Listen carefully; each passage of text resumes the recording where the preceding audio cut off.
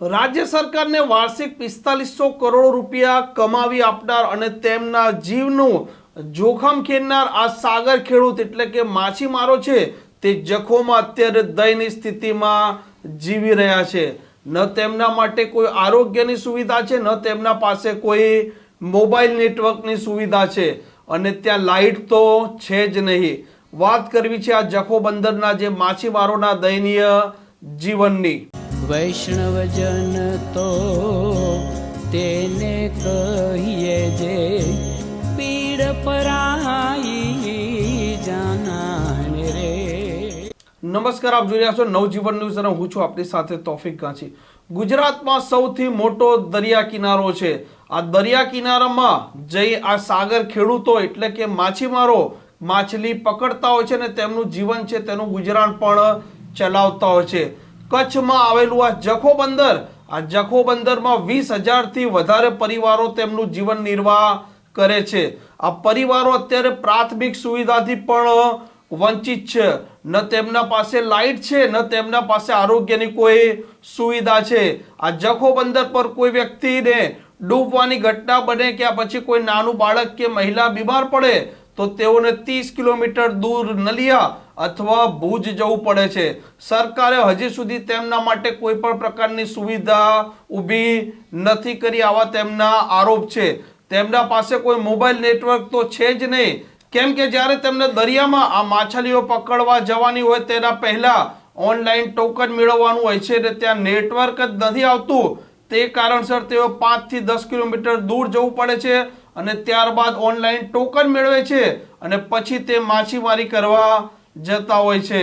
આ કચ્છના જખોના જે બોટ અને માછીમારના એસોસિએશનના પ્રમુખ છે તેમની શું માંગણીઓ છે તે પણ આપ સાંભળી લો। હું જખો બંદર માછીમાર અને બોટ એસોસિએશનનો પ્રમુખ છે। મારું નામ અબ્દુલ શાહ પીરજાદા છે। યાતનાઓ અને મુશ્કેલીઓ તો માથા ઉપર રાખીએ તો પણ એ પહોંચી ન શકે એટલીઓ યાતનાઓ છે, પણ તાત્કાલિક આનો નિર્ણય કરવામાં આવે અને સુખદ સમાધાન કરવામાં આવે ને એ લોકોને માછીમારોની માંગણી સ્વીકારવામાં આવે તો પહેલો તો બેન્કિંગ સુવિધા માટે ઓનલાઈન જે ભારત વિશ્વમાં ક્યાં પહોંચી ગયો છે ને જખો બંદર હજી 18મી સદીમાં જીવે છે એવો અમને આભાસ થાય છે કે જખો બંદર ઉપર કોઈ પણ મોબાઈલ નેટવર્ક નથી, જેના લીધે બેન્કિંગ સુવિધાનો જે લાભ મળે એ લાભ નથી મળતો। જખો બંદર ઉપર કોઈ નેટવર્ક નથી, જખો બંદર ઉપર કોઈ ટાવર નથી। હા, હું સિક્યુરિટી એજન્સીની વાત ઉપર અને કલેક્ટર સાહેબની વાત ઉપર હું સમજ છું કે સેન્સિટિવ એરિયા છે, તો જખો બંદર સેન્સિટિવ એરિયા છે તો કોટેશ્વર ને નાણ સરોવરમાં 3-3, 4-4 ટાવર લાગેલા છે, તો પાકિસ્તાનની બાજુમાં તો લખપત અને નાણ સરોવર કોટેશ્વર બાજુમાં થાય છે, જખો તો 80 કિલોમીટર દૂર છે।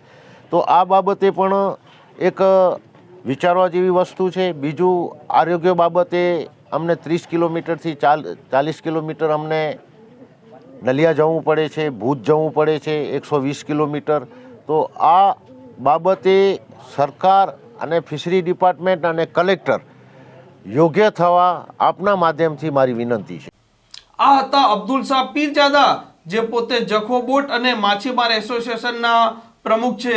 એક લાંબા સમયથી તે સરકાર પાસે અને ત્યાંના સ્થાનિક વહીવટી તંત્ર પાસે પ્રાથમિક સુવિધાની ફક્ત માંગણી કરી રહ્યા છે। તેમની આ માંગણી બાદ જે મહેશ ડાફડા છે, જે જખોના માછીમાર અધિક્ષક છે, તેમનું પણ નિવેદન આપ સાંભળી લો। આપણે કચ્છ જિલ્લામાં કુલ 18 મત્સ્ય ઉતરાણ કેન્દ્રો આવેલા છે। તે પૈકી મુખ્ય જે આપણું ફિશિંગ હાર્બર છે એ જખો આવેલું છે। જખોની જો માછીમારોની વસ્તીની ધ્યાને લેવામાં આવે તો સરકારશ્રીની 2007ની પશુધન વસ્તી ગણતરી પ્રમાણે કચ્છ જિલ્લાની ટોટલ 7,947 જેટલી સક્રિય માછીમારોની વસ્તી નોંધાયેલી છે। સરકારશ્રી દ્વારા કચ્છ જિલ્લાના જખો બંદર ખાતે અપગ્રેડેશન ઓફ ફિશિંગ હાર્બર નામનો એક પ્રોજેક્ટ અમલમાં મૂકવામાં આવેલો છે, જે બજેટમાં તેમની ગ્રાન્ટ પણ મંજૂર થયેલી છે અને ટૂંક સમયમાં એમની કામગીરી પણ શરૂ કરવામાં આવશે. જે કામગીરીના ભાગરૂપે જખો બંદર ખાતે નવો ઓક્શન હોલ બનાવવો, નેટ વેન્ડિંગ શેડ બનાવવો, પ્રોટેક્શન વોલ બનાવવી, સડક બનાવવી, આ તમામ કામગીરીને તેમાં સમાવેશ કરવામાં આવેલો છે. વર્ષ 2023-24 અંતિત જખો બંદર ખાતે ટોટલ 287 લાખ મેટ્રિક ટન જેટલું આપણે મત્સ્યનું ઉત્પાદન કરવામાં આવેલું છે. આટલી પકડાશ થયેલી છે અને તમામ જે માછલીઓ છે તે રાજ્યના અને દેશના અલગ અલગ શહેરોમાં અહીંથી ડોમેસ્ટિક એક્સપોર્ટ કરવામાં આવે છે. જખો બંદર ખાતે જો પ્રાથમિક સુવિધાની વાત કરવામાં આવે તો હાલમાં માછીમારો એમની લેન્ડિંગ જેટી અને બર્થિંગ જેટીથી માછીમારી કરે છે. ઓક્શન હોલ અને નેટ વેન્ડિંગ શેડ છે પણ એ જર્જરિત હાલતમાં હોય.